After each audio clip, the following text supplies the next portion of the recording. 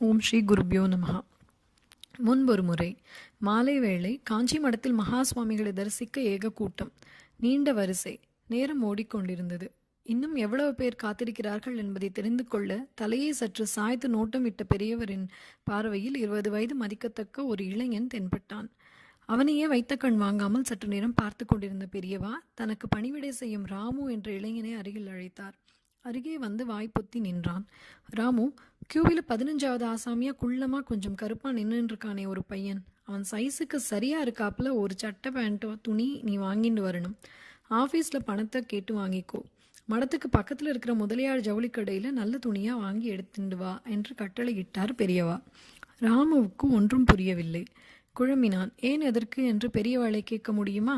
மௌனமாக புறப்பட முற்பட்டான். ராமு, இங்கே வா. இப்போ நூதனமா துணிக்கு பேரெல்லாம் சொல்கிறாளே, நோக்கு தெரியுமோ என்று பெரியவா கேட்டார். தெரியும் பெரியவா. எங்கே அந்த பேரை சொல்லு பார்ப்போம். டெரிகாட்டன்னு பேர் பெரியவா. அதுதான். அந்த துணியிலேயே ஒஸ்தியாக பார்த்து வாங்கிக்கோ, புரியறதா என்று சொன்னார் பெரியவா. 15 நிமிடங்களில் ஆச்சாரியார் சொன்னபடி ஷர்ட் பேண்ட் துணிகளோடு அவர் முன் வந்து நின்றான் ராமு.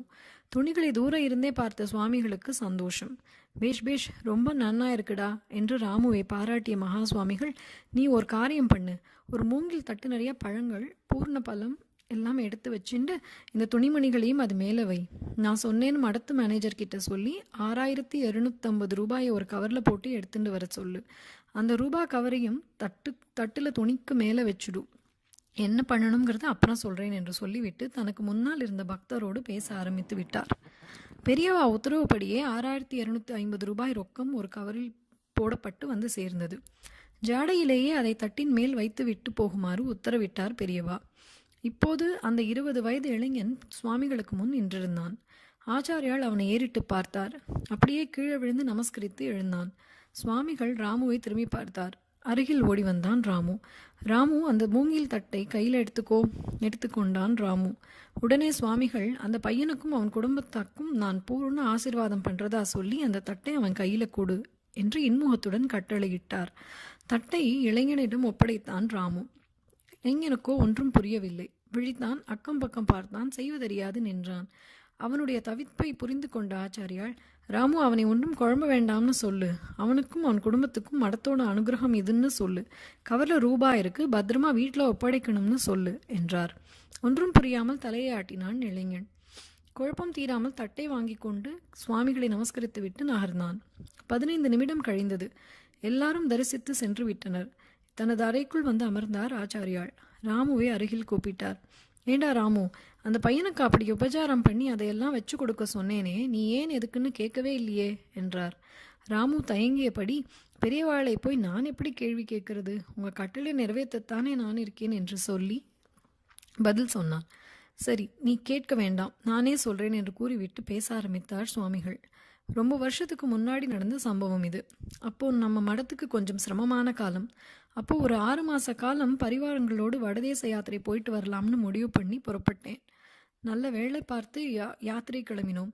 மடத்து வாசலுக்கு வந்தேன். மடத்துக்கு எதிர்த்தாப்புல ஒரு சின்ன மளிகை கடை உண்டு. அது ஒரு செட்டியாருக்கு சொந்தம். மடத்துக்கும் அங்கேதான் மளிகை சாமான்கள் பற்று வரவு கணக்கு. மடத்து வாசலில் என்னை பார்த்ததும் மளிகை கடை செட்டியார் வேகமாக ஓடி வந்தார். தன் மேல் வஸ்திரத்தை இடுப்பில் கட்டி கொண்டு சாஷ்டாங்கமாக நமஸ்காரம் பண்ணினார். நான் யாத்திரை போகிறது தெரிஞ்சு நமஸ்காரம் பண்ணிட்டு போக வந்திருப்பார்னு நினைச்சேன். என்ன செட்டியார்வாள், சௌக்கியமா? மளிகை வியாபாரம் எல்லாம் எப்படி போகிறதுன்னு விசாரித்தேன்.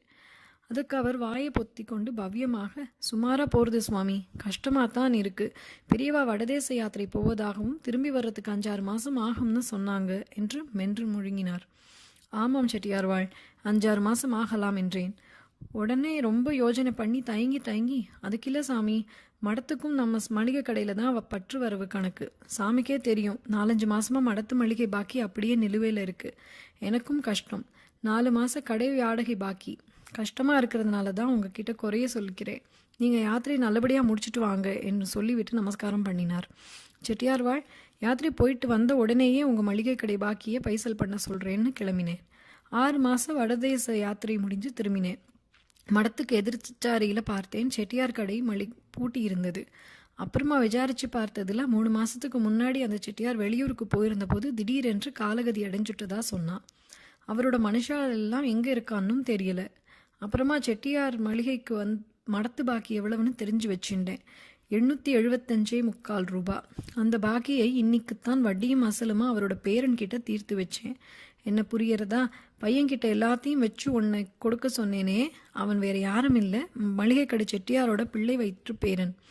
தாத்தாவுக்கு சேர வேண்டியதை அசலும் வட்டியுமா பேரங்கிட்ட சேர்ப்பிச்சாச்சு. இனிமே கவலை இல்லை, மகாசுவாமிகள் சொல்லி முடித்தார். ராமுவுக்கு கேட்க கேட்க ஆச்சரியமாக இருந்தது. அதற்குள் வேறு ஒரு பையன் ஆச்சாரியாளின் உதவிக்காக அங்கு வரவே பெரியவாளிடம் உத்தரவு வாங்கி கொண்டு அறையை விட்டு வெளியே வந்தான் ராமு. வந்தவன் மடத்து வாசலை நோக்கி விரைந்தான். அங்கே அந்த 20 வயது இளைஞன் ஆச்சாரியாரால் அனுகிரகிக்கப்பட்ட வஸ்துக்கள் நிரம்பிய மூங்கில் தட்டுடன் நின்று கொண்டிருந்தான். அவனை பார்த்தவுடன் ராமுவுக்கு பரம சந்தோஷம். அவனை நெருங்கினான். விஷயத்தை சொல்லி விசாரித்தான். அதற்கு அந்த இளைஞன், ஆமாங்க, ரொம்ப வருஷத்துக்கு முந்தி எங்கள் தாத்தா எங்கள் மடத்துக்கு எதிர்த்தாப்புல மளிகை கடை வச்சுருந்ததா எங்கள் பாட்டி அப்பாவெல்லாம் சொல்லுவாங்க. என் தாத்தா திடீர்னு காலமானதும் நிறைய கடன் ஏற்பட்டுட்டதால் கடையை மூடிட்டு கிருஷ்ணகிரிக்கு வந்துட்டாங்களாம். இப்போ அங்கே தான் எங்கள் அப்பா மளிகை கடை வச்சு நடத்திக்கிட்டு இருக்காரு. நான் எங்கள் ஊர் தெரிஞ்சவங்களோட டூர் வந்தேன்.